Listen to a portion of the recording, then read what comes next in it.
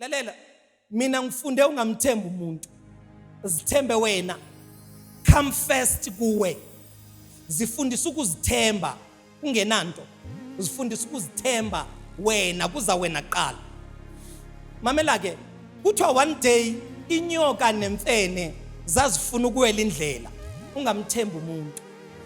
Zifuna ukuwela indlela, ithi inyoka, mfene ngicela ungifake esikhwameni ngoba mina angikwazi ukuwela. Ithi mfene, iproblem yakho nyoka wena uzongiluma. Uthi angeke ngakuluma ngifake esikhwameni.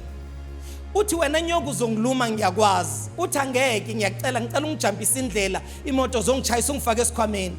Indeed imfene yathatha inyoka ifake esikhwameni. Yayiwelisa. Mabeqeda ukuwela imfene yafaka isandla esikhwameni.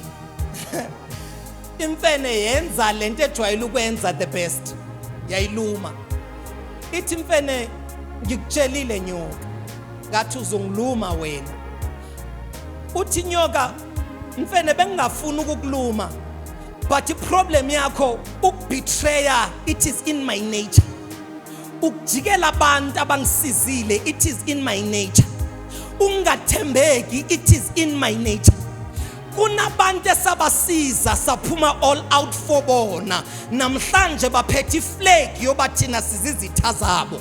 Mangiphinde, kunabantu esabasiza all out namhlanje baphethe iflag yoba indlela esizizinja ngayo abantu esaphuma all out for bona. Ungamthembi umuntu. Mawufuna wena lithi iBhayibhile, cursed is the person othemba umuntu. Ungamthembi umuntu. Into yonke uzaqala mntakama. Ufuna ukuphumelela uzaqala. Kunamaphupha ayophumelela ngoba waxoxanga nabantu.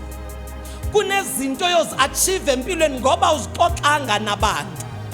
Uyazi ba kunabantu abavale kunezinto zakhe ezimayo hayi ngoba uyathakathwa hayi ngoba abantu abakufuni but waxoxela abantu abarongo, waxoxela abantu iphupho, abantu basala bethi mina kanti liyavaleka.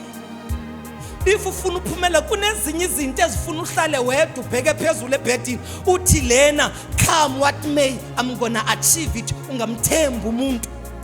Bafuna uphumelela. uNkulunkulu kwinto yonke uJesu wayibaza ukuthi abantu abazomjikela ngabantu bathande bathi ungabathemba abantu.